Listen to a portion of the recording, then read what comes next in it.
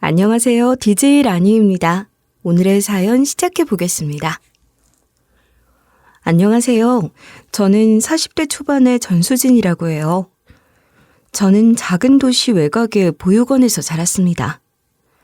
초등학교에도 들어가기 전에 버려졌거든요. 보육원 아이들 중에는 태어나자마자 버려져 부모 얼굴도 모르는 애들도 있고 다 커서 맡겨져 부모가 약속대로 다시 데리러 오기만을 목 베고 기다리는 애들도 있었어요. 그런데 저는 그 어느 경우도 아니었죠. 저는 다 커서 버려진 아이였으니까요. 또렷하진 않지만 제가 버려진 날을 기억하기도 해요. 제가 기억하는 제 기억 속 부모님은 차갑고 냉랭한 성향의 사람들이었던 것 같아요. 사는 형편은 괜찮았던 것 같은데 사랑받고 살았던 것 같진 않아요. 심지어 버려지기까지 했잖아요. 아버지가 놀이공원에 데려다 준다고 해서 모처럼 신이 나서 따라 나섰는데 제가 도착한 곳은 놀이공원이 아니라 어딘지 알지도 못하는 숲속이었던 거예요. 저를 그런 숲속에 버려놓고 아버지란 사람은 흔적도 없이 사라져버렸어요. 그렇게 저를 버리고 간 거죠. 저를 잃어버린 거라면 이후로 금방 저를 찾으러 왔을 거잖아요. 저를 잃어버린 곳이 분명한데도 저를 찾지 않았으니 저는 그렇게 버려진 거라고 생각하며 살았던 것 같아요. 보육원 생활은 그 첫날부터 쉽지 않았어요. 각기 다른 배경과 사연을 갖고 있는 아이들이 모인 그곳에서도 저는 특별한 사연을 가진 아이였던 것 같아요. 초등학생이 되기 전이었으니 지금 생각하면 당시 저도 아주 어린아이였던 것이지만 보통 보육원에 새로 들어오는 아이들이 저보다 훨씬 어린 나이가 많았던 것 같더라고요. 그러니 의사표현을 확실히 할 수 있는 데다 멀끔한 옷을 입고 갑자기 보육원 아이들 무리에 끼어든 제게 관심이 집중되고 저마다 제게 한마디씩 걸어온 것 같아요. 그런 저를 불편한 시선으로 바라보며 유난히 적대감을 보였던 아이가 있었는데 저보다 몇 살 위로 보이던 그 아이는 무리들에서 말하자면 대장 같은 존재였던 모양이었어요. 그보다 더 큰 언니, 오빠들은 각자 자기들만의 세상에서 지내는 것 같았고 무리를 지어 다니는 고만고만한 아이들 중에서는 대장격이었던 아이가 있는 거죠. 그 아이 눈에는 제가 주목을 받는 게 못마땅했던 것 같아요. 새로 들어온 아이가 특별한 사연을 가진 것처럼 주목을 끌어 자기의 위치를 위협하는 존재로 느껴졌던 게 아닌가. 아주 나중에 저는 그때 그 아이의 적대감을 그렇게 이해하기로 했지만 그 당시엔 그저 억울했어요. 저기, 나한테 정말 왜 그래? 내가 뭘 잘못한 게 있으면 알려줘. 내가 잘 몰라서 실수한 게 있을지도 모르는데 알려주면 고칠게. 어디서 잘난 척이야? 애들이나 선생님들이 잘해주니까 네가 뭐라도 된 줄 알아? 그게 무슨 소리야. 내가 잘난 척을 할 게 뭐가 있어. 내가 잘난 게 없는데 무슨 잘난 척을 한다는 거야. 난 그냥 버려져서 보육원에 오게 된 불쌍한 애야. 거짓말하네. 넌 지금 네가 특별한 사람이라고 생각하고 우쭐대고 있어. 내 눈엔 그게 다 보인다고, 재수없게. 난 이제 여기서 살아야 해. 그래서 이곳 사람들이랑 잘 지내고 싶어. 나를 좀 도와줄 순 없어? 마음에도 없는 소리 작작해. 지금처럼 착한 척하면서 잘 지내보시지? 대장은 부모가 데리러 오기만을 기다리다 포기하고 세상에 대한 불신과 적대감을 키워온 아이였어요. 자신의 불안과 상처를 그런 식으로 표출하며 살았던 것 같기도 해요. 한마디로 저는 그 대장이었던 아이의 피해의식을 자극하는 존재가 되어 표적이 된 거였고 그 여파는 생각보다 컸어요. 보육원의 아이들은 대장 눈치를 보느라 차츰 제게 말을 거는 것도 하지 않고 저를 멀리하려고 했거든요. 저는 밥도 혼자 먹고 놀이터에서도 늘 혼자였죠. 선생님들이 그런 저를 붙들고 물어보셔도 저는 그냥 혼자가 편하다고만 했던 것 같아요. 다른 문제를 더 일으켜 대장 심기를 건드리는 게 무섭기도 했고 또 그렇게 혼자 지내는 것에 익숙해지면서 그게 편하다는 생각을 한 것 같기도 해요. 그렇게 저는 사회성 없는 아이가 되어갔고 그런 성향은 학교 생활에도 영향을 미쳐 저는 어디에서나 무리의 바깥에 있는 외톨이였어요. 간혹 누군가 제게 먼저 다가와 손을 내민다고 해도 그 손을 먼저 놓는 건 언제나 저였으니 외톨이를 자처한 거라고 할 수 있을 거예요. 그런 저의 눈길을 끄는 또 다른 외톨이가 있었는데요. 그 아이는 제가 자란 보육원에 있는 아이였지만 보육원에서 사는 아이는 아니었어요. 저보다 2살 많은 남자아이였던 그 아이의 아버지가 보육원에서 일하는 사람이었거든요. 학교를 마치면 늘 보육원에 와서 시간을 보내다가 퇴근하는 아버지와 함께 집으로 가곤 했어요. 그러니까 그 아이는 보육원에 속한 것은 아니지만 늘 보육원에 있는 존재로 어디에도 섞이지 못하고 물속 기름처럼 떠 있었던 것 같아요. 그 아이에게 먼저 말을 걸며 다가간 건 저였답니다. 왜 항상 이렇게 혼자 있어? 보육원에서 사는 것도 아니고 어엿한 아버지도 있으면서 왜 보육원에 와서 시간을 보내는 거야? 그러는 너도 항상 혼자 있잖아. 넌 왜 늘 그러고 있는 건데? 난 여기가 아니고선 갈 곳이 없어. 보육원 출신인 나랑 친구를 하려는 애도 거의 없어. 넌 아닐 거 아니야. 나도 친구 없어. 그냥 여기서 이렇게 보내는 게 좋아. 그리고 너 나한테 너라고 했어? 내가 너보다 2살이나 많아. 알아. 그럼 뭐라고 불러야 해? 존댓말이라도 해야 해? 존댓말까지는 아니어도 그래도 오빠라고는 불러야 하는 거 아니야? 오빠라고 불러본 적이 한 번도 없는데. 그래, 앞으로는 오빠라고 부를게. 오빠, 됐지? 그렇게 저는 그 아이를 오빠라고 부르기 시작했고 처음으로 친구 비슷한 존재를 갖게 된 거예요. 이상하게 그 오빠랑 이야기를 하거나 같이 있으면 편했어요. 그 오빤 보육원 사람이 아니었으니 다른 보육원 아이들 눈치를 볼 것도 없었고 아니 보육원의 그 누구도 그 오빠와 제가 친하게 지내거나 말거나 관심도 없었다고 하는 게 맞을 거예요. 그런 고마운 무관심 속에 더욱 편하게 친해질 수 있었던 거죠. 그 오빠는 아버지도 있는데 보육원에 있는 그 어느 아이보다 외로워 보였고 그런 동질감 때문인지 경계심을 허물 수 있었던 것 같아요. 그 오빠의 아버지는 보육원에서 험한 일은 죄다 도맡아 하는 분이셨는데 제게도 언제나 친절하셨어요.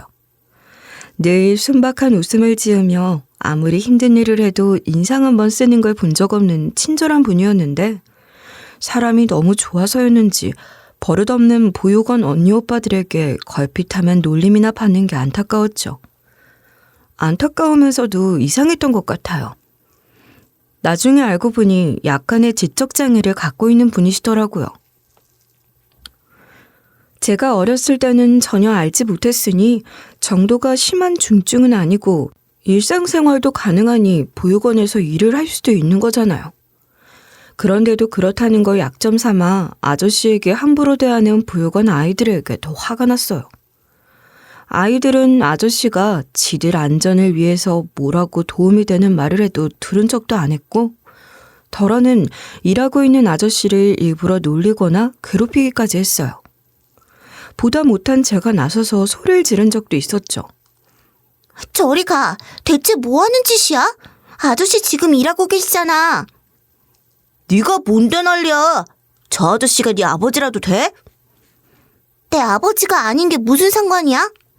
어른한테 그러는 법이 어딨어. 아저씨가 마음이 좋아서 봐주시는 줄이나 알아. 봐주긴 뭘 봐줘. 우리가 뭐라고 한 건지는 알려나? 저 아저씨는 모자란 사람이잖아. 이렇게 해도 모른다고. 너희들 정말 못됐다. 원장님한테 다 이르기 전에 썩 꺼져. 한 번만 더 내 눈에 띄면 가만히 안 둘 테니까 조심해. 한바탕 소리를 지르고 나니 그제야 구석에서 제가 아이들과 나누는 이야기를 듣고 있는 오빠의 모습이 보이더라고요. 어찌나 마음이 안 좋았던지 어린 제 마음에도 아저씨와 그 오빠가 당하는 차별이 얼마나 불합리한 것인지 부글부글 끓어오르기도 했고 당하기만 하는 아저씨와 그걸 지켜보는 오빠의 모습이 너무 마음 아팠어요. 오빠, 언제부터 거기 있었어? 오빠가 있는 줄 몰랐네. 나한테 괜히 그럴 거 없어.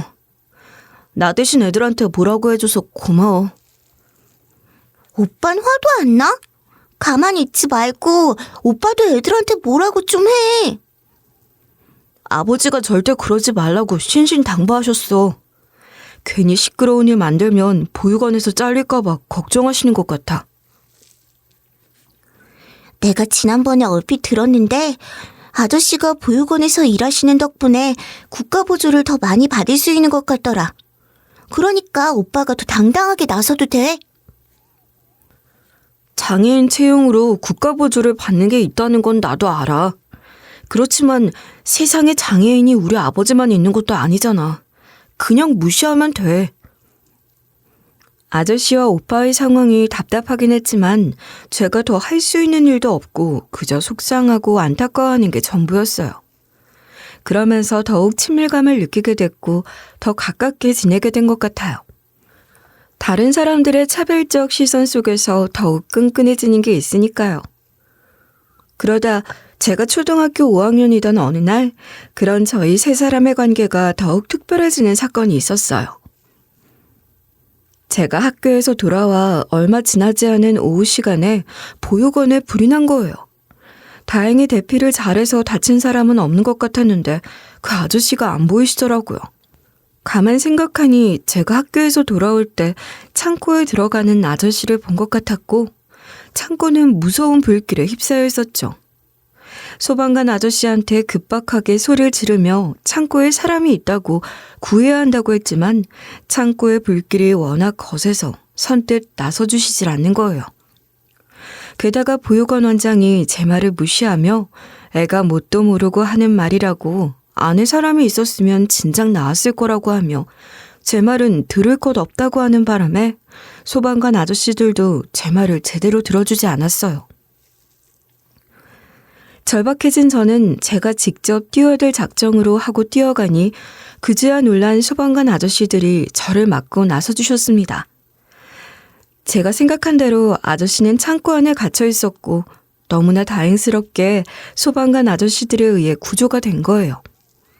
그때 학교를 마치고 돌아온 오빠가 그 광경을 보고 달려들어 어찌나 서럽게 울던지 저도 오빠랑 같이 많이 울었던 것 같아요. 그 이후로 아저씨와 오빠는 저를 생명의 은인이라 생각했고 저희는 더 애틋해진 거죠. 아저씨는 다행히 목숨엔 지장이 없었지만 큰 화상을 입으셨는데 눈에 띄는 곳에도 화상 자국이 있어 더 놀림감이 됐어요. 정말 나쁜 아이들이었죠. 어떻게 그런 걸 놀림감으로 삼는 것인지 말이에요. 어디서나 차별을 받으며 그런 불합리한 대우에 누구보다 민감할 보육원 아이들은 그 아저씨가 지들보다 약한 상대라는 걸 알고 자기들이 당한 서름을 그렇게 보상이라도 받으려는 듯 더 혹독하게 최선을 다해 놀리는 것 같았어요. 보육원에선 화재의 원인이 보육원에 있는 것이 아니고 화재 보험이나 책임 보험에도 가입하지 않아 보상을 해줄 수 없다는 말만 하면서 기본적인 치료비를 지원하는 것도 생색을 많이 냈어요. 겨우 중학생이었던 오빠는 어렸고 아저씨가 나서서 산재 신청이나 소송 같은 법률 상담을 하기도 어려웠으니 그냥 그렇게 넘어갈 수밖에 없었을 거예요. 아저씨의 처치가 어려워질수록 우리 세 사람은 더욱 똘똘 뭉치게 됐죠. 아저씨와 오빠 덕분에 저는 보육원 생활을 잘 해낼 수 있었어요. 고등학교를 졸업할 때까지 말이에요. 그러나 고등학교를 졸업한 아이들은 더 이상 보육원에 머물 수가 없거든요. 저 또한 그렇다는 걸 알고 있었으니 아르바이트 같은 걸 해서 월세 아니면 고시원에라도 들어갈 돈을 마련할 생각을 하고 있었죠. 그런 제게 아저씨와 오빠가 손을 내밀어 준 거예요. 수진이 너 보육원 나오면 갈 데는 있어? 어디라도 살 곳을 구해야 하니 돈 모으려고요. 돈 모아서 거기에 맞는 곳을 찾으면 돼요. 나 집에 있어. 우리 집에 너 와도 돼. 방도 있어. 네? 아저씨, 아니, 어떻게 저를... 수진이가 나 많이 도와줬어. 우리 아들이랑도 친해. 우린 둘 다 수진이 좋아해. 나도 아저씨랑 오빠랑 다 좋아해요. 그렇지만 어떻게 그런 신세를 져요? 수진아, 아버지가 쉽게 하시는 말이 아니고 이미 나랑 얘기도 다 하신 거야. 너만 괜찮다면 우린 그러고 싶어. 아무리 그래도 나한테 그렇게까지 해줄 생각을 하는 줄 몰랐어. 오빠, 쉽게 생각할 일이 아니잖아. 정말 괜찮은 거야? 그건 내가 할 말이지. 너만 괜찮으면 아버지랑 나는 대환영이야. 물론 너도 우리 집 형편을 알 테니까 우리 집에 큰 기대를 하는 건 아니지? 그래도 너한테 방 하나 내어줄 순 있어. 오빠도 참, 내가 그런 애야? 그렇게 해준다면 나로서는 그보다 더 고마운 일이 어딨어. 돈도 돈이지만 무섭기도 하고 여러 가지로 그랬거든. 와, 그럼 수진이 이제 우리 가족이네. 오늘부터 수진이 방 지워야겠다. 저는 그렇게 보육원을 나와 아저씨 오빠와 함께 살게 됐어요. 아무리 가깝게 지내던 사이라고 해도 막상 같이 살게 되면 불편한 점도 많고 부딪힐 일도 있을 거라고 생각했거든요. 또 저 혼자 여자이다 보니 그런 것도 좀 신경이 쓰이긴 했어요. 그런데 정말 거짓말 하나도 안 보태고 너무 편하고 좋은 거예요. 저를 그렇게 편하게 해주기 위해서 아저씨와 오빠가 엄청나게 배려를 해준 거라고 생각해요. 예를 들어서 제가 화장실에 들어가거나 씻을 때는 아저씨랑 오빠가 거실에 있다가도 방에 들어가면서 편하게 씻을 수 있도록 만들어준다거나 그런 사소한 것들까지도 정말 신경을 많이 써줬어요. 그렇게 같이 살기 시작한 지 1년이 됐을 때 오빠는 군대를 갔죠. 아마 저 때문에 입대를 미루고 있었던 것 같은데 더 미룰 수는 없어서 가게 된 것 같더라고요. 아저씨와 둘이 지내면서도 참 잘 지냈어요. 그리고 그 기간 동안 저는 아저씨를 아버지라고 부르게 됐답니다. 물론 그 전에도 아저씨를 아버지라 생각하고는 있었지만 아버지라고 부르진 않았거든요. 그런데 오빠도 없이 둘이서만 다니면서 제가 자꾸 아저씨라고 부르니까 어쩐지 사람들이 이상하게 보는 것 같기도 하고 가뜩이나 사람들 시선에 상처를 많이 받은 아저씨잖아요. 그래서 제가 먼저 아버지라고 부르기 시작했고 아저씨도 자연스럽게 우리 딸이라고 하시면서 받아주시더라고요. 아저씨는 제가 여전히 초등학생 어린아이인 것처럼 대해주셨어요. 익숙하지 않은 손길로 밥상을 차려주실 때도 많았고 뜨거운 국 같은 걸 놓아주시면선 늘 조심하란 말을 잊지 않으셨죠. 밤늦게 제가 편의점이라도 간다고 하면 항상 같이 따라 나서 주셨고 제가 좀 늦는 날엔 버스 정류장까지 나와서 서성거리며 기다려 주셨거든요. 저는 태어나 단 한 번도 받아보지 못한 아버지의 사랑을 다 커서 그렇게 누려볼 수 있었답니다. 그게 얼마나 좋았는지 몰라요. 우리 아버지 또 나와 계시네. 아버지 딸 아무도 안 잡아간다니까. 그래도 그렇게 걱정되세요? 아니야, 우리 딸. 이렇게 예뻐서 누가 잡아가면 어떡해. 내가 아버지야. 아버지가 데리러 나와야지. 아버지 눈에나 예쁜 딸인 거지 뭐. 아니야, 우리 딸 예뻐. 정말이야. 볼래? 저기요, 얘가 우리 딸인데 예쁘죠? 네, 예쁘네요. 좋으시겠어요. 어머머, 아버지도 참. 내가 못 살아. 감사합니다. 네. 수진이 얼굴 빨개졌다. 수진이 부끄러워한다. 그래도 수진이 예뻐. 못 말려 정말. 알았어요. 아버지 딸 누구 너무 예뻐서 누가 잡아가면 안 되니까 앞으로도 매일 이렇게 마중 나와주셔야 해요. 아셨죠? 그렇게 둘만의 소소한 일상 속에서 더욱 돈독해졌고 군 복무를 마치고 돌아온 오빠는 아저씨와 제가 그렇게 잘 지내고 있었던 것을 감사하면서도 둘이 너무 가까워진 것 아니냐며 질투를 할 정도였어요. 저희 세 사람은 그렇게 완벽한 한 가족이 되어갔던 것 같아요. 군대 갔다 온 오빠도 돌아오고 오빠 제가 밥벌이라니 아저씨는 일을 그만하시라 해도 할 수 있을 때까지 할 거라며 여전히 열심히 사시는 아저씨 보며 배우는 것도 많았어요. 같은 밥상에 둘러앉아 밥을 먹고 함께 울고 웃었으니 이런 저희가 가족이 아니면 뭐겠어요. 저는 아저씨를 말로만 아버지라 부른 게 아니라 정말 아버지라 생각했고 어린 시절부터 보아온 오빠와도 친남매지간 이상으로 생각했죠. 그러던 어느 날 오빠로부터 뜻밖의 이야기를 듣고 제 심장이 내려앉기 전까진 말이에요. 수진아, 우리 이제 정말 한 가족이 된 것 같아. 그지? 그럼 난 이미 오래전부터 그렇게 생각하고 있었는데 오빤 이제야 그런 거야?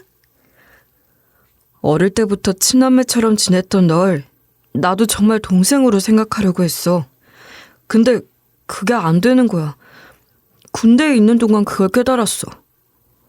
오빠, 그게 무슨 말이야? 난 오빠가 무슨 말을 하는지 이해를 못하겠어. 언젠가부터 네가 동생이 아니라 한 사람으로 좋아졌는데 나도 내 감정이 혼란스럽고 헷갈렸던 것 같아. 그래서 군대에 있는 동안 생각하고 또 생각했지. 이게 내 결론이야. 난 너랑 오빠 동생하기 싫은 것 같아.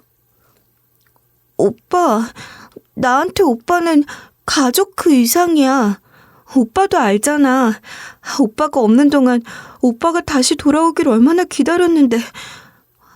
그렇지만 나도 너무 혼란스러워. 알아, 그럴 거야.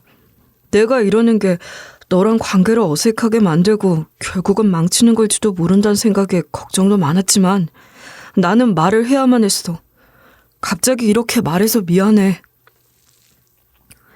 생각할 시간을 조금만 줘. 그리고 이런 일로 오빠를 어색하게 대한다거나 밀어내진 않을 거니까 걱정 마. 오빠의 고백은 저를 송두리째 뒤흔든 것 같았어요. 단순히 예상치 못했던 일이라 그런 건 아닌 것 같았죠. 저도 모르게 제 속에 자라고 있던 오빠에 대한 제 마음이 꿈틀거리게 된 건지도 모르겠어요. 어쩌면 이미 저도 오빠에 대한 제 감정을 알고 있었지만 오빠가 그랬듯 우리 관계가 어색해질 것을 두려워해서 모른 척하고 있었던 건지도 몰라요. 제 고민의 시간은 그리 길지 않았고 먼저 마음을 표현해준 오빠에게 고맙다는 말을 전하는 것으로 새로운 관계가 시작됐죠. 오랜 시간 친구로 지내다 연인이 된 경우에 처음엔 너무 어색하다고들 하는데 오빠와 저는 그렇지도 않더라고요. 마치 오랜 시간 연인이었던 것처럼 모든 것이 자연스러웠고 또 모든 것이 당연하게 느껴졌어요. 운명이란 말을 수도 없이 주고받는 연애 시절을 지나 저희는 결혼을 했습니다. 누구보다 저희를 축복해 주셨던 건 아저씨. 제게는 아버지이기도 했던 아저씨셨고 저는 시부가 된 아저씨를 여전히 아버지라 부르고 있어요. 시부가 된 아저씨 또한 저를 여전히 딸로 대해주시며 남편보다 늘 저를 먼저 생각해 주신답니다. 제가 임신했을 때 얼마나 잘해주셨는지 그 이야기를 하려면 그 이야기만으로도 한참을 할 수 있을 것 같아요. 시부는 정말 순수한 분이시잖아요. 그런 순수함에서 우러나오는 진심이란 정말이지 아주 큰 감동을 주는 감정이더군요. 그리고 제가 너무나 마음이 아팠던 건 시부는 자신의 지적 장애가 제 뱃속의 아이에게 유전되는 건 아닌지 정말 걱정을 많이 하셨어요. 지켜보기 안쓰러울 정도로 걱정을 많이 하셔서 검사도 다 받고 그랬는데 이상이 없다는 결과를 받아들고서도 시부는 불안한 기색을 거두지 못하셨죠. 다행히 저는 건강한 딸을 출산했고 시부의 걱정이 무색하게 아주 똘똘한 아이로 자라고 있답니다. 시부의 사랑을 듬뿍 받으면서 말이에요. 저희 가족에겐 딱히 걱정거리라고 할 게 없었어요. 누구도 분에 맞지 않는 욕심을 부리는 사람이 없었으니 저희가 가진 것들을 항상 감사했고 그런 마음으로 살고 있으니 매일매일이 행복한 일들 뿐이었어요. 그러다 시부 건강에 이상이 생겼는데 큰 병은 아니지만 그래도 이제 슬슬 시부 연세를 생각해서라도 건강관리에 좀 더 신경을 써드려야겠다고 생각하게 됐고 반성도 하게 됐던 것 같아요. 이왕 이렇게 된 거 큰 병원에 가서 제대로 된 건강검진을 한번 받아보시게 할 작정으로 모처럼 번화한 큰 도시로 나갔는데 거기서 이상한 걸 보게 된 거예요. 큰 도시는 저희 가족이 살고 있는 작은 도시 외곽에 비해 볼거리가 너무 많은 곳이죠. 그러니 도리어 어느 하나에 시선을 집중하기가 더 어려운 것 같더라고요. 큰 도시에서 사는 건 저랑은 맞지 않은 것 같다는 생각을 하고 있었는데 그 복잡하고 번화한 거리에서 제 시선을 사로잡은 건 길거리 광고판에 붙어있는 미아 전단지였습니다. 거기에 어릴 적 제 사진이 붙어 있었거든요. 오래된 전단지도 아니고 최근에 붙인 것인데 사진은 분명 제 어릴 적 사진이었고 전단지에 기재된 내용을 보면 아이를 잃어버렸다는 시기도 제가 버려진 시기와 비슷한 거예요. 아무래도 이상한 생각이 들어 그 미아 전단지를 사진을 찍어 집으로 돌아왔어요. 그날 밤 잠도 잘 이루지 못하고 뒤척였어요. 어릴 때부터 어디든 머리만 대면 잠이 드는 저였는데 말이에요. 밤새 잠도 못 자고 생각을 했는데 아무래도 이상한 생각이 들어 다음날 아침 전단지에 적힌 번호로 전화를 걸어보기로 했죠. 그런데 저는 제가 버려진 날을 기억하고 있잖아요. 전 분명 아버지에 의해 버려진 아이였는데 이제 와서 저를 찾는다는 게 아무리 생각해도 이해가 안 되는 거예요. 갑자기 저를 찾는 이유가 뭘까? 나를 버린 아버지가 장기 이식이라도 해야 하는 중병에 걸려 피부 치인 나를 찾는 것일까? 아니면 무슨 음모가 있는 것일까? 영화를 그렇게 많이 본 것도 아니면서 온갖 상상을 다 해본 것 같아요. 어쨌거나 저를 드러내는 게 좀 꺼려지더라고요. 그래서 제 핸드폰이 아닌 공중전화를 찾아 전화를 하기로 한 거예요. 요즘 공중전화 찾는 것도 쉽지가 않다는 걸 그때 알았지 뭐예요. 어렵게 찾은 공중전화에서 전단지에 적힌 번호로 전화를 걸었더니 땡땡 기업 회장 비서실입니다 하는 겁니다. 기업 회장 비서실이라뇨? 그럼 그 기업 회장이 저를 찾는다는 걸까요? 그럴 리가 있나요? 당황해서 누가 저를 보기라도 하는 것처럼 황급히 전화를 끊어버리고 다시 집으로 돌아왔는데 머릿속에서 그 생각이 떠나질 않는 거예요. 결국 저는 그 기업을 찾아가 보기로 했어요. 직접 찾아간다고 해서 뭘 할 수 있는지도 모르고 어떻게 해야겠다는 계획이 있는 것도 아니었어요. 일단은 그 기업까지 가보자는 게 제 계획의 전부였죠. 인터넷에서 검색을 해 그 기업의 본사를 찾아갔는데 잘못한 것도 없이 왜 자꾸 제가 몸을 숨기게 되는지 모르겠더라고요. 막상 도착해서 보니 사진으로 보던 것보다 건물이 커 보여서 그런 건지 더 위축이 되고 몸을 숨기게 됐던 것 같아요. 저를 버렸던 사람이 저를 다시 찾는다? 그 사람이 이렇게 큰 회사 사장이었나? 모든 것이 혼란스러워 당장 비서실을 찾아가 미아 전단지 속 그 아이가 바로 저라고 말하는 것도 겁이 났어요. 그렇다고 거기까지 갔는데 아무 소득도 없이 돌아올 수도 없고 그냥 그렇게 서 있었는데 바로 그때 건물 앞에 커다란 차가 멈춰서고 사람들이 우르르 몰려나와 차에서 내리는 사람을 맞이하는 게 보이더라고요. 누가 봐도 엄청 높은 사람이 내리는 것 같았죠. 그 높은 사람이 회장일지도 모른다는 생각에 뚫어져라 쳐다보고 있었는데 누가 봐도 제일 높은 사람인 것 같은 사람 바로 옆에 오른팔처럼 붙어 내리는 남자. 그 사람을 보고 그 경악할 정체에 다리에 힘이 풀려 주저앉고 말았습니다. 그 사람은 저를 버린 제 아버지의 얼굴을 하고 있었어요. 세월이 많이 흘렀지만 저는 한눈에 알아볼 수 있었어요. 저도 제가 그 얼굴을 그렇게 또렷하게 기억하고 있다는 사실에 놀랄 정도였지만 분명 그 사람은 저를 그 깊은 산속에 버리고 간 제 아버지였습니다. 당신 어디 아파? 요즘 잠도 잘 못 자는 것 같은데 무슨 일 있어? 혼자 그러지 말고 말을 해봐. 무슨 일이야? 내가 잠 못 자는 거 알고 있었어? 내가 뒤척거려서 같이 잠 설쳤나 보다. 조심한다고 했는데 미안해. 당신이 아무리 조심한다 해도 내가 그걸 모를 것 같아? 부부는 일심동체하냐. 무슨 일 있는 거지? 사실은 내 어릴 적 사진이 붙어있는 미아 전단지를 봤어. 뭐? 그 옛날 전단지가 아직도 남아있는 곳이 있었어? 대체 그런 걸 어디서 봤다는 거야? 나도 처음엔 그런 줄 알고 놀랐는데 그게 아니라 최근에 붙인 거더라고. 여기 내가 사진으로 찍어온 거야. 세상에, 어떻게 그런 일이...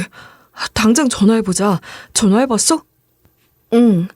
어디 무슨 기업 회장 비서실이라길래 오늘 낮에 그 회사 앞까지 갔다 왔어. 거기까지 가서 그냥 온 거야? 내가 내일 같이 가줄게. 거기서 내가 뭘 본 줄 알아? 날 버린 아버지. 그 사람을 봤어. 옛날 얼굴이랑 똑같더라. 그럼 당신 아버지가 당신을 찾고 있었던 거야? 당신 기억이 뭔가 잘못됐을 수도 있고 무슨 사연이 있었던 걸지도 모르잖아. 겁먹지 말고 부딪혀보는 거야. 나도 그런 생각을 안 한 건 아니야. 근데 아무래도 뭔가 이상해. 분명 전화를 받은 곳은 회장 비서실이잖아. 그런데 그 사람이 회장 같아 보이진 않았어. 누가 봐도 회장인 사람 옆에 바짝 붙어있긴 했지만 그렇다고 그 사람이 미아 전단지를 만들면서 연락처를 회장 비서실로 하진 않을 거 아니야. 그러게. 듣고 보니 좀 이상하긴 하다. 전단지 다시 보여줘봐. 본사 건물까지 있는 기업이면 인터넷에서 찾을 수 있는 정보가 더 있을지도 몰라. 저는 남편 덕분에 정신을 차릴 수 있었고 그러고 나니 도끼 비슷한 것이 발동해 남편과 함께 인터넷을 뒤져 조사를 시작했어요. 본사 건물까지 있다곤 해도 중견기업이라고도 할 수 없는 규모의 기업이라 미디어에 노출된 것이 많지는 않았는데 오히려 그 덕분에 볼 수 있는 자료들은 죄다 찾아서 읽어볼 수 있었던 것 같기도 해요. 그렇게 긁어모은 정보들로 남편과 제가 알게 된 바에 의하면 그 기업 회장은 자수성가한 사람으로 젊을 때 고생도 많이 한 사람이더라고요. 아픈 아내와 어린 딸을 두고 돈을 벌기 위해 중동에 갔었다는데 그 사이 아내가 사망했다는 소식을 듣고 한국으로 돌아왔더니 어린 딸은 가출한 상태였다고 해요. 절망감 속에 일에만 몰두해 성공신화를 이뤘으나 딸을 찾고 싶다는 생각에 용기를 냈다는 비교적 최근 경제지 인터뷰 기사까지 읽게 되었어요.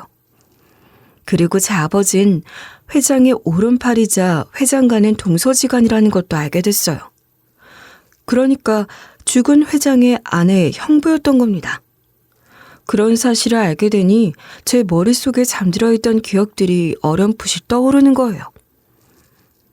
제가 부모님이라 생각했던 그 사람들은 제 이모, 이모부였어요. 그러나 그게 정말 제 기억인 것인지 정황 증거들로 제가 미루어 짐작해 기억이라고 착각하는 것인지도 명확하지 않고 모든 것이 희미한 그림자 같기만 했어요. 단편적인 장면과 감정만이 어렴풋이 떠오를 뿐인데 그 뒤에 무엇이 있었는진 더 이상 기억나지 않았죠.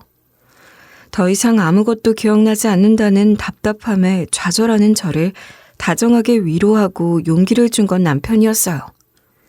서두르지 않아도 된다고, 기억이 돌아오기 시작했으니 걱정할 거 없다고, 자기가 도와줄 거라고 말하며 제가 혼자가 아니라는 것을, 그리고 그 일은 저 혼자만의 일이 아니라는 것을 끊임없이 일깨워줬어요.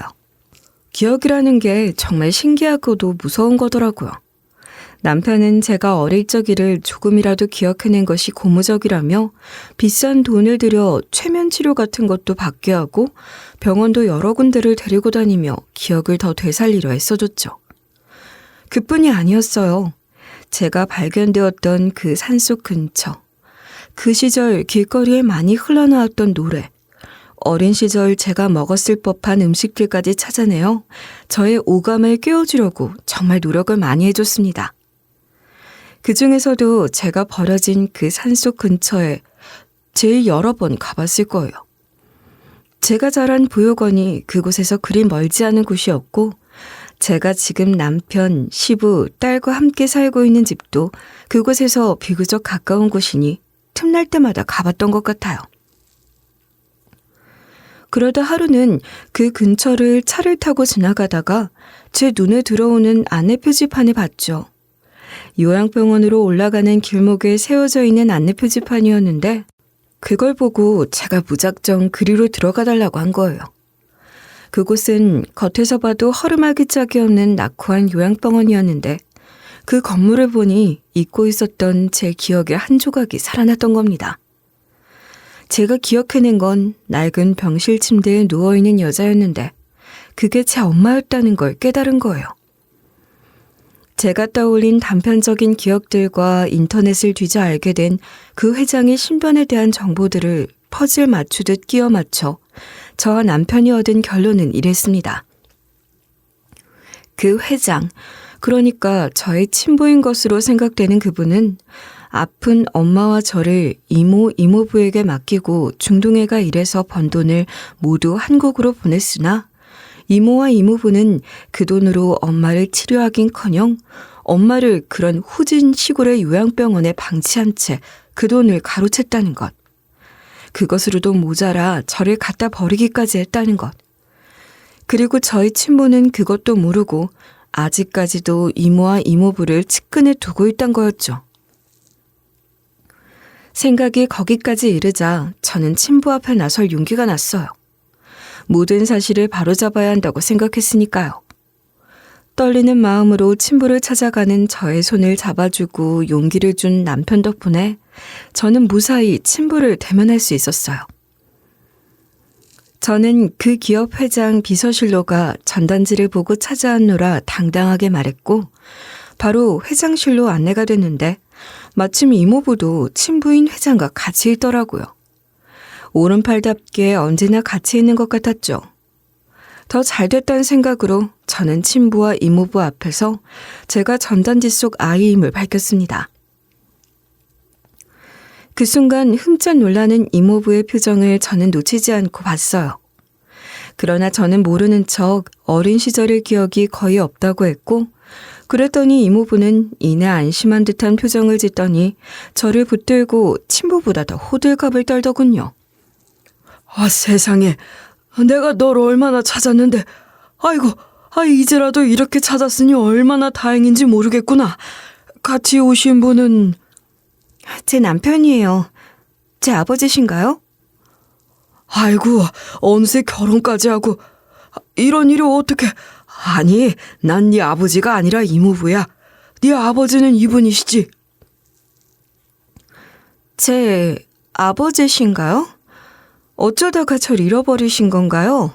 그동안은 왜 절 찾지 않으셨어요? 미안하구나. 정말 너무 미안해. 내가 너한테 할 말이 없구나. 미안하다. 미안해. 너희 아버진 아픈 네 엄마 병원비를 벌어야 했으니 외국에 나가 일을 했다. 그리고 내가 너희 엄마와 너를 돌봤지. 그럼 이모부가 저를 잃어버리신 거예요? 어쩌다가 그러신 거죠?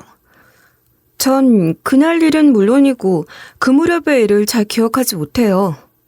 이모와 이모부 집에서 살았다는 것도 몰랐으니까요.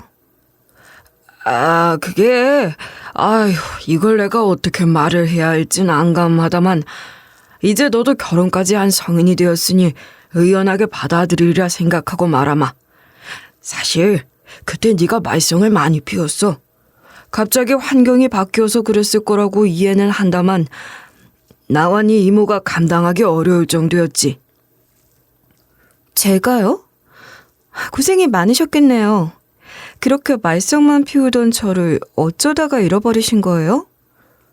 그게 그 어린애가 동네 제일 나쁜 언니 오빠들을 따라다니더니 가출하는 그 애들을 따라가 버린 거야. 네가 없어진 걸 알고 백방으로 노력했는데 그때 그러니까 네 엄마까지 돌아가시는 바람에 정신이 하나도 없었지 뭐냐. 이모부란 사람은 그런 거짓말을 아무렇지도 않게 짓거리더니 저와 제 친부의 눈치를 살피는 듯 했어요. 친부는 그런 이모부의 마음을 안다는 듯이 이모부의 말을 이어받으시더군요. 친부는 제 어머니의 사망 소식을 듣고 한국으로 돌아와 참담한 심정으로 장례를 치렀고 이후 바로 실종 신고라고 저를 찾으려고 했다고 해요.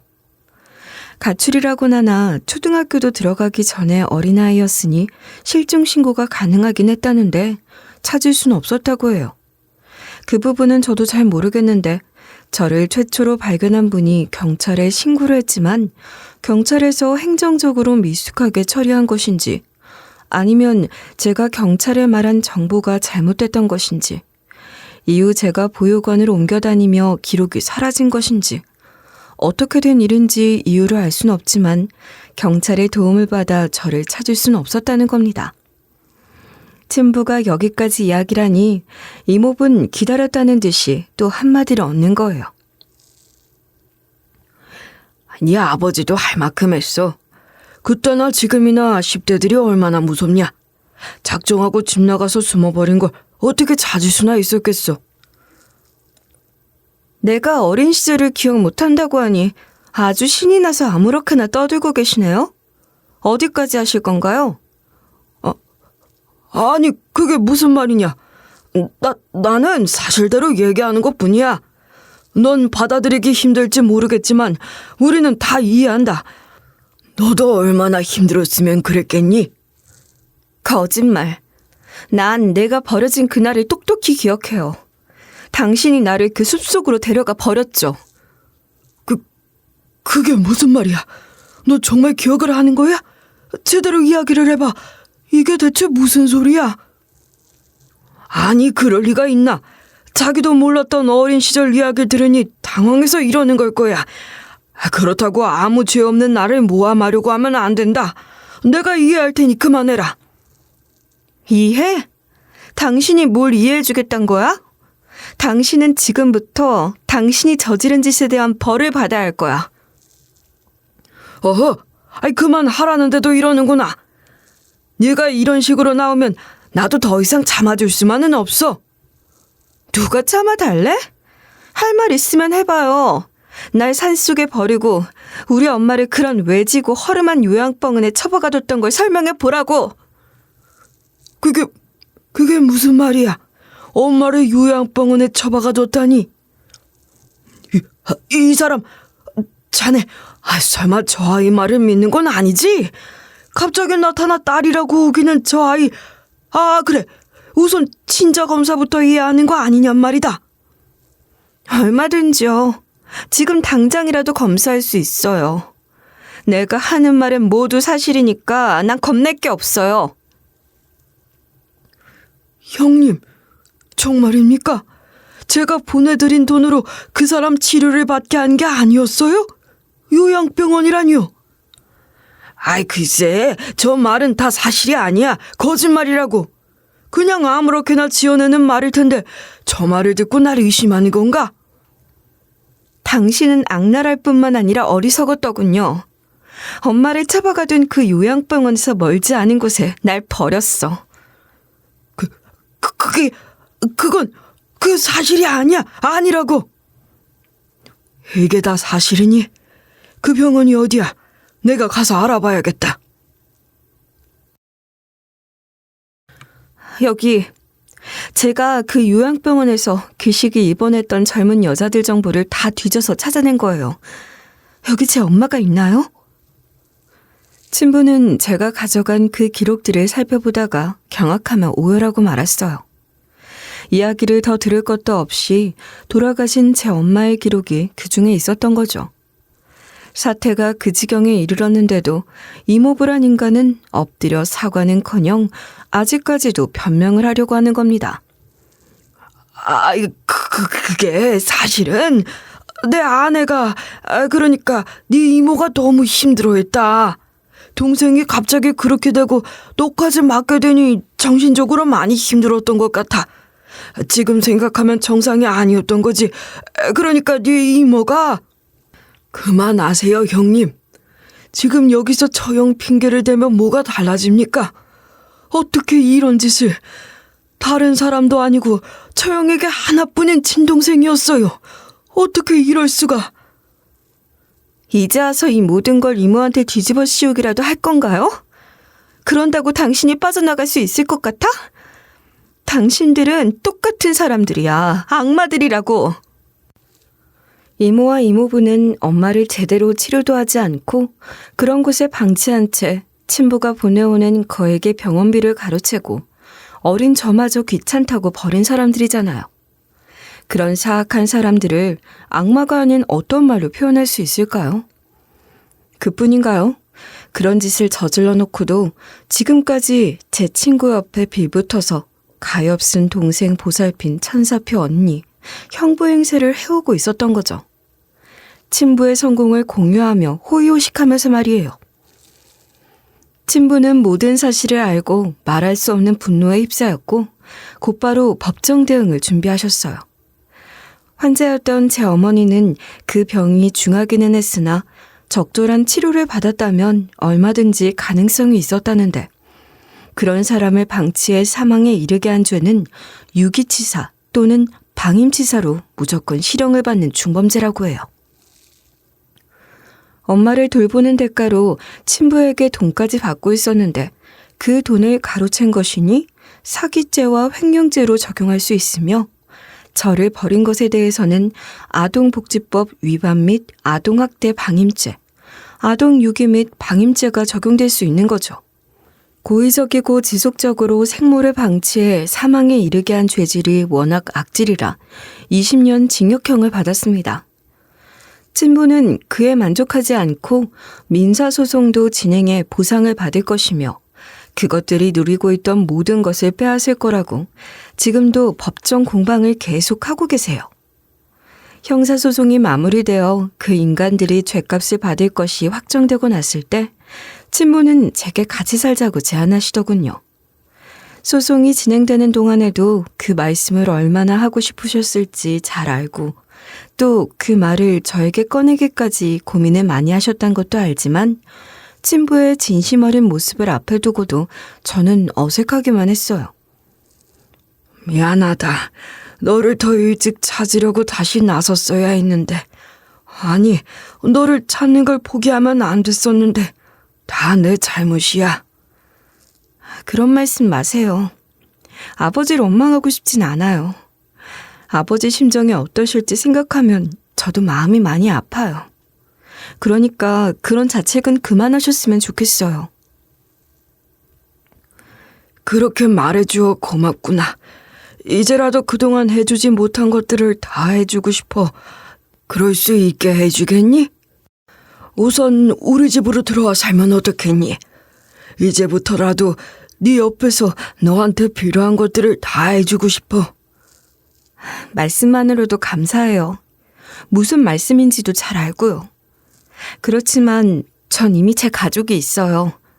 남편과 어린 딸, 그리고 제게는 아버지 같은 시아버지도 계시죠. 아버지를 만난 것이 저도 무척 감격스럽지만 너무 오랜 시간 모르고 살았던 존재여서 갑자기 가족으로 대하는 게 쉽지는 않은 것 같아요. 그래, 왜 안 그렇겠니? 그래, 그럴 거야. 그런데 내가 내 딸인 너만 생각해서 이러는 건 아니다.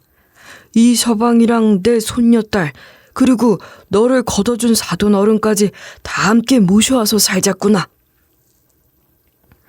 저흰 지금 저희가 살고 있는 집이 좋아요. 아버지 보시기엔 저희가 어렵고 힘들게 사는 것처럼 보이시겠지만 저흰 행복해요. 사실 전 번화한 곳에 나오면 어지러울 정도예요. 그러니까 그냥 제가 살고 있는 대로 살게 해주세요.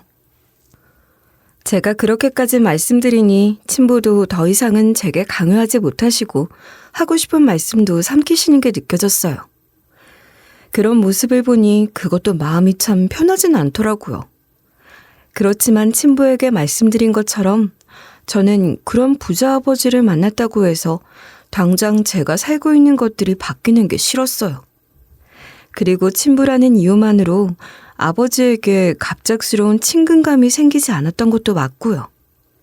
그런 마음이 죄송했지만 그렇다고 제 감정이 제 마음대로 되진 않는 거잖아요. 다행히 친부는 저를 많이 이해해 주셨고 제가 숨차하지 않는 선에서 아버지가 하실 수 있는 걸 하시려고 하셨죠. 친부가 시부를 만나 인사를 하고 싶다고 하셔서 얼마 전엔 친부를 저희 집으로 초대했었답니다. 어서 오세요. 여기가 저희가 사는 집이에요. 들어오세요. 그래, 이렇게 초대해줘서 고맙구나. 아이고, 사돈어른. 세상에, 제가 정말 만나 뵙고 싶었습니다. 제가 이 아이 애비 되는 사람입니다. 네, 알아요. 우리 애들이 나에게 아주 자세하게 여러 번 설명해 줬어요. 그래서 나도 알아요. 우리 딸 낳아주신 분이라는 거. 네, 맞습니다. 제 딸을 친딸처럼 거둬주신 분이시고 지금은 또 이렇게 한 가족이 되어 함께 해주셔서 정말 감사합니다. 내가 한 거 별거 없어요. 우리 딸이 착해요. 우리 딸 이렇게 자주 와줘서 고맙습니다. 시부의 순수하지만 진심이 가득한 이야기는 친부의 가슴에도 큰 울림이 됐을 거예요. 시부의 말은 그런 힘이 있거든요. 시부와 친부의 이야기를 듣고 있던 제 눈엔 어느새 눈물이 맺히는 것 같았습니다. 아버지, 제가 이렇게 잘 커서 저를 낳아주신 아버지를 만난 건 다 저를 잘 돌봐준 아버지 덕분이에요. 아시죠? 제 딸에게 이렇게 따뜻한 마음을 주신 것 정말 감사합니다. 정말 큰 은혜라고 생각해요. 제 평생 빚을 졌다고 생각해요. 아니, 난 정말 한 게 없어요. 빚이라니, 우리 딸 덕분에 내가 더 행복했어요. 이렇게 예쁜 딸 낳아주신 분이니 내가 더 감사합니다. 두 분이 나누시는 대화 속에는 어떤 허세도 꾸밈도 없었어요. 진심과 진심이 마주치며 서로를 인정하고 이해하는 순간만이 있었습니다. 그 모습은 제게도 큰 감동이었어요. 그리고 낳아주신 아버지, 친부에게 제 마음을 조금 더 열 수 있는 계기가 됐던 것 같아요. 친부는 저를 이해하고 천천히 시간을 갖고 회복하자고 하셨고 그 말씀대로 해주고 계셨던 거예요. 경제적 지원을 받는 것을 두고는 고민을 참 많이 했었어요. 정당한 제 권리란 생각이 들면서도 뭔가 좀 불편하고 부담스러웠거든요. 그런데 편찮으신 시부와 고생하는 남편, 그리고 무럭무럭 자라고 있는 제 딸이 조금 더 좋은 환경에서 살 수 있도록 저희 가족의 행복을 위해 감사할 수 있을 정도의 도움만 받기로 했답니다. 무엇보다 친부가 너무 그렇게 해주고 싶어 하셨으니 더 이상 사양만 하는 것이 송구스럽기도 했거든요. 그러나 지나친 지원은 사양할 생각이에요. 큰 돈이 행복을 가져다 주는 것이 아니고 오히려 화를 불러온 것을 이모, 이모부를 보고 더 확실히 깨달았으니까요. 친부도 저의 그런 마음에 공감하셨고 소박한 행복을 추구하는 저를 이해하고 응원해주고 계세요. 전 이제 더 바랄 것이 없다 싶어요. 가진 것에 더 감사하며 살려고 한답니다. 여러분, 제 이야기 어떻게 들으셨나요? 전 힘들게 지냈던 어린 시절도 행복하게 추억하면서 제 이야기를 들려드렸던 것 같아요. 지금 제가 이렇게 평온하고 행복한 가운데 제 이야기를 하게 됐으니 더 그럴 수도 있지만 전 친부를 만나지 못했더라도 감사하는 마음으로 살았을 것 같긴 해요. 남편은 제게 제가 좋은 마음으로 살았던 덕분에 아버지도 만나고 그 옛날의 진실을 밝혀 벌을 줘야 할 사람들에게 응당한 벌도 줄 수 있었다고 해요. 저도 그 말이 맞다고 생각한답니다. 좋은 마음으로 살았던 제게 세상이 상을 주는 것 같거든요. 그게 아니라면 어떻게 설명하겠어요? 그날 제게 그 미아 전단지를 발견하지 못했다면, 또 남편의 도움으로 묻혀 있었던 제 기억을 떠올리지 못했다면, 이런 날이 올 수 없었을 거예요. 지금 제가 누리고 있는 것들에 감사하는 마음 잃지 않고, 지금 이 마음도 잊지 않고 그렇게 살아가고 싶어요. 그러기 위해서 지금 이 마음을 담아 이런 기록을 남기고 싶기도 했던 것 같아요. 그런 제 마음과 함께 끝까지 들어주신 여러분 너무 감사드리고요. 여러분 모두 행복하시길 바랄게요. 감사합니다.